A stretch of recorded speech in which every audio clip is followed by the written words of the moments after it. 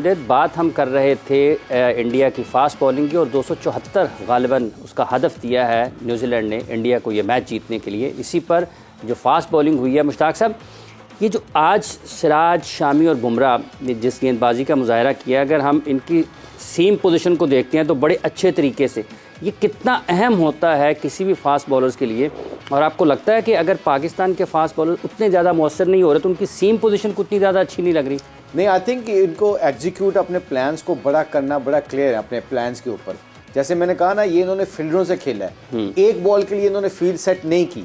Batsman कोई भी जितना मर्जी सेट हो, जब उसको पता चला है कि यार स्क्वायर लेग भी पीछे, मिड विकेट भी पीछे, थर्ड मैन ऊपर है, क्या ये मुझे स्लो करेगा कि स्लो बाउंसर करेगा कि जेन्युइन बाउंसर भी कर सकता है, क्योंकि आपकी फाइन लेग भी पीछे है। आपके आखिरी 10 ओवर में 5 फील्डर बाहर होते हैं। उन्होंने 5 फील्डरों को जो यूटिलाइज करना होता है ना, ये स्मार्ट बॉलिंग होती है। आपका क्या है कि बैट्समैन हल्का सा भी डाउट में आ जाता है ना, तो आपका जो हाफ वॉली है ना, वो आपको एग्जीक्यूट नहीं सही कर सकते, बिकॉज आप वाइड यॉर्कर का सोच रहे होते हो। तो इन्होंने जो बुमराह ने और शामी ने एंड में, ये सिराज ने बॉलिंग की है, जब ये शॉटें मारने के वक्त आया था, ये बीच में यॉर्कर मार रहे थे। आप नेचुरली देखिएगा, ये वाइड ऑफ स्टंप के बाद यॉर्कर मार रहे थे। इसके बाद एक लेंथ बॉल बीच में कर देते थे। बैट्समैन अब 2 शॉटों के लिए तैयार है, अंदर वाले यॉर्कर पे, बाहर वाले यॉर्कर पे, बीच में लेंथ बॉल आ जाती है। तो इनका ये सीम के साथ साथ इन्होंने अपने प्लान और अपनी फील्डिंग को इतने अच्छे तरीके से एग्जीक्यूट किया है ना, जिसमें बैट्समैन हमेशा डाउट में रहता है। एंड दिस, मैं ब्रेक से पहले भी ये कह रहा था, आपने ज़िंदगी में कभी भी एक बॉल के लिए फील्ड सेट नहीं करनी, वरना बैट्समैन आपको आराम से हर्ट कर सकता है। लाला ने भी हमें ज्वाइन कर लिया है। Lala, thank you for once again joining us. आपने देखी न्यूजीलैंड की जो है, ठीक जी मैम। अब जी हम बात कर रहे हैं, शाहिद खान आफरीदी साहब ने भी हमें ज्वाइन किया है। लाला, ये रन्स आपने देखे हैं, 274 का हदफ मिला है इंडिया को ये मैच जीतने के लिए। अभी थोड़ी देर पहले यूसुफ साहब ने भी बात की थी, अंडर लाइट्स आपके ख्याल में कुछ मुश्किल हो सकती है? जो ट्रेंड है इस वर्ल्ड कप में ज़्यादा रन्स का है, लेकिन आज निस्बतन कम रन्स बने हैं। देखें, कम रनों की वजह सबसे पहले ये है कि सारा क्रेडिट जो है वो इंडियन बॉलिंग लाइनअप को जाता है। आई मीन कि एक बहुत ही क्लियर माइंड के साथ उन्होंने बॉलिंग की। जो प्लान था, एक होता है प्लान करना, एक होता है एग्जीक्यूट करना भी तो है ना उस प्लान को बना के, जो आपका प्लान मीटिंगों में बना हुआ है, तो उसको एग्जीक्यूट बड़ा अच्छे तरीके से किया है उन्होंने। और उन्होंने जो इस पिच के हिसाब से बॉलिंग होनी चाहिए थी, चाहे वो नया बॉल हो देन पुराना बॉल हो, उन्होंने उसी तरीके से ही किया है। अब जाहिर बात, दूसरी टीम भी खेलने आई हुई होती है, वो एक बीच में जो पार्टनरशिप न्यूजीलैंड की लगी है, उसी पार्टनरशिप की ही वजह, वो छोटी पार्टनरशिप नहीं लगी, एक ही पार्टनरशिप लगी है, लेकिन बड़ी पार्टनरशिप लगी है, जिसकी वजह से यहां तक टोटल गया है। और जो मैं समझता हूं कि सेकंड इनिंग के अंदर जहां तक मुझे लगता है कि फास्ट बॉलर्स अगर अच्छे एरिया में, जिस एरिया में इंडियन बॉलर्स ने किया, अगर उस एरिया में करेंगे तो ये रन्स इजी नहीं होंगे। सही। यूसुफ भाई, कैसा कॉन्टेस्ट देख रहे हैं अब आप? और अगर हम न्यूजीलैंड की बॉलिंग को सामने रखें, नज़र के सामने रखें, बोल्ट है, फर्गूसन है, और उसके बाद हेनरी बड़ी ज़बरदस्त बॉलिंग कर रहे हैं, तो कैसा कॉन्टेस्ट देख रहे हैं आप? देखें, जिस तरह की इनकी बॉलिंग है न्यूजीलैंड की, और कंडीशंस बाज़ का जो अगर सीम होना शुरू हो जाए तो ये यूज़ टू हैं इन ऐसी जगहों पे बॉलिंग करने के। और मौसम ठंडा है यहाँ, 18 डिग्री तो आफ्टरनून में था, अभी पता नहीं क्या वेदर होगा। अगर ड्यू नहीं पड़ती और थोड़ा बहुत बॉल सीम हो, क्योंकि नेदरलैंड ने साउथ अफ्रीका को यहीं मारा था, वो 38-39 रन से हराया था। 245 वो चेज नहीं कर पाए थे साउथ अफ्रीकन टीम, जिन्होंने कल 400 की है। बिल्कुल। तो डिपेंड करता है कि क्या वेदर की वजह से कोई चेंज आती है, विकेट कोई खेलती है, चेंज होती है।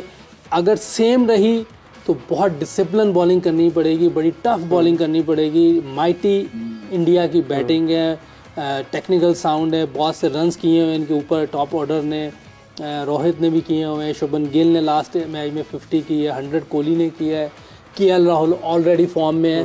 तो उनकी बैटिंग लाइन तो बड़ी स्ट्रॉन्ग है। आपको फिर बहुत डिसिप्लिन और अच्छी जगह पे बॉलिंग करनी पड़ेगी अगर इंडिया को बीट करना है तो। सही है मुशीफ भाई, हम ये कह सकते हैं कि आज जो अच्छा कैप्टन होगा वो जीतेगा, क्योंकि जिस तरीके की आप कैप्टनसी की, आप और लाला भी अभी बात कर रहे हैं कि बड़ी फील्ड प्लेसमेंट, आपने कहा कि एक फील्डर के लिए, एक बॉल के लिए आपको फील्ड प्लेसमेंट जो है उस तरह जो करनी है, वो रोहित शर्मा ने बड़ी आउटस्टैंडिंग फील्ड प्लेसमेंट की थी। तो लैथम भी अच्छे कैप्टन है। केन विलियमसन की जो इन्वॉल्वमेंट हम देख रहे हैं गेम के अंदर, वो भी पूरा इन्वॉल्व है गेम के अंदर। तो अच्छे कैप्टन की आज जीत होगी। बिल्कुल, बहुत अच्छा क्वेश्चन किया आपने। इसका जवाब देने से पहले मैं क्रेडिट देना चाहता हूँ शामी को। ये great come back, is got 5 wickets. ये होता है attitude, you know, like when you have opportunity. अब वो अंडर प्रेशर कर दिया। अब मुझे लगता है कि इसके 5 विकेटें लेने से इंडिया को अब और समझ आई है कि ठाकुर की जगह इसको खिलाओ, पांड्या जब फिट हो जाता है सूर्या की जगह उसको खिलाओ, वो पक्का बैट्समैन भी है। इनकी पूरी जेन्युइन 5 बॉलर बन जाएंगे जो सीमर है। आप अगर जेन्युइन अगर फास्ट बैट्समैन खिलाना है तो फिर दोस्त पे जडेजा को आप बाहर निकाल के फिर जेन्युइन बैट्समैन खिलाते हैं, पर इनको जरूरत नहीं है। तो इनको ये शामी की आज बॉलिंग से ठाकर जो बाहर बैठेगा ये इनको बहुत एडवांटेज हो जाएगा। और coming back to your question, ये बहुत ज़रूरी, आपने सब ने एक चीज़ नोट करनी है और अल्लाह का शुक्र है इस पर बड़ी मैं फोकस करता हूँ कि अपने सीखने के लिए एज ए कोच। जब भी ये न्यूजीलैंड वाले सेकंड बॉलिंग करते हैं ना तो ये इनके बॉलर और इनके कोच और इनकी सारी टीम बैठ के पिच को देख रही होती है कि यहाँ पे कौन कौन सी शॉटें लगती हैं, इन्होंने फील्ड पोजीशन कौन सी ली है, कहाँ पे उनके ऑपोजिशन के बॉलर ने अच्छी बॉलिंग की, कहाँ पे उन्होंने गंदी बॉलिंग की। ये फिर उस स्ट्रैटेजी के मुताबिक फिर केन विलियमसन देखा नहीं आपने, ड्रेस रूम में बैठा और कम्युनिकेशन कर रहा था अपने बैट्समैन के साथ, वो उसके कॉनवे के साथ बात कर रहा था। अभी कॉनवे जो है उसने फील्डिंग करनी है जाके, सो ये फीडबैक देगा कि भाई यहाँ पे इस पिच के ऊपर आप देखिएगा जब ये बोल्ट और वो शुरू करेगा, हेनरी बॉलिंग शुरू करेगा फर्गसन से पहले नया बॉल, तो ये देखिएगा टेस्ट लाइन वाली बॉलिंग करेंगे, ये चांस नहीं लेंगे क्योंकि इन्होंने देखा कि बुमराह ने ऐसी बॉलिंग की तो अंडर प्रेशर हुए। सो न्यूजीलैंड इसलिए स्मार्ट टीम है कि ये अडेप्ट करती है कंडीशन को दूसरी टीमों से ज़्यादा, कि आप उनको ऑपोजिशन को देखते हैं कि वो उन्होंने कैसा अच्छा खेला और उसके ऊपर हम और भी क्या इंप्रूव कर सकते हैं। बाकी कैप्टन की बहुत इंपॉर्टेंट रोल होगा फील्ड पोजीशन का, और इनकी फील्डिंग स्टैंडर्ड अच्छे हैं। I think they are not protecting 270, they are protecting India is going to score 300 because 15-20 run अपनी फील्डिंग से भी रोकेंगे। 15-20 रन फील्डिंग से भी रोक सकते हैं। शायद साहब पाकिस्तान और अभी शुरू में उमैर ने जिक्र किया कि एक बड़ा टफ मैच होने वाला है, तो पाकिस्तान और अफगानिस्तान का मैच भी आपके ख्याल में पाकिस्तान को दबाव में उतर सकता है मैदान में? ये तो आप पे डिपेंड करता है कि आप दबाव में उतर रहे हो या पूरी स्ट्रेंथ के साथ। आप जाहिर बात है एज अ कॉन्फिडेंट ही उतरना चाहिए ग्राउंड के अंदर, और आप ओवर एस्टिमेट किसी को, अंडर एस्टिमेट किसी को कर नहीं सकते। 2 मैचेस पास में हुए जो अच्छी टॉप टीमें हारी हैं, तो इस चीज़ को सामने रखा हुआ होगा पाकिस्तान टीम ने। और वो हर प्लेयर, क्योंकि अफगानिस्तान की टीम है, हर प्लेयर बैट्समैन कोशिश करेंगे वो बैटिंग रन स्कोर करें ज़्यादा, बॉलरों की कोशिश होगी कि विकेटें लें ताकि उससे जो अगला मैच है उसके अंदर कॉन्फिडेंस के साथ जाए। सही है। अच्छा, हम अब अपने मैच के ऊपर आ गए हैं मुझे भाई।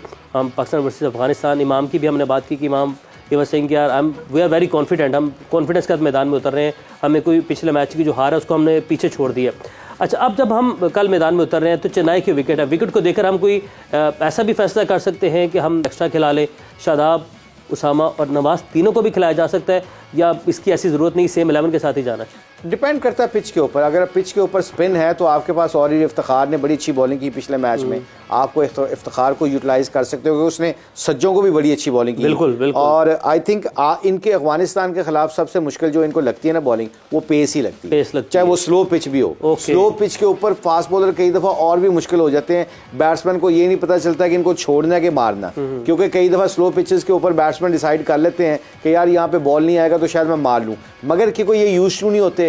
ये जितने भी इनके मिडिल ऑर्डर्स हैं specially, they don't play fast bowling very well. तो आई थिंक हमें पाकिस्तान को इनके खिलाफ फास्ट बॉल भी खिलानी चाहिए। और अगर अल्लाह करे अगर मौसम ड्राई हुआ और अगर पिच में थोड़ा बहुत रिवर्स मिला तो मेरा ख्याल है कि पाकिस्तान को ज़रूर फोकस करना चाहिए।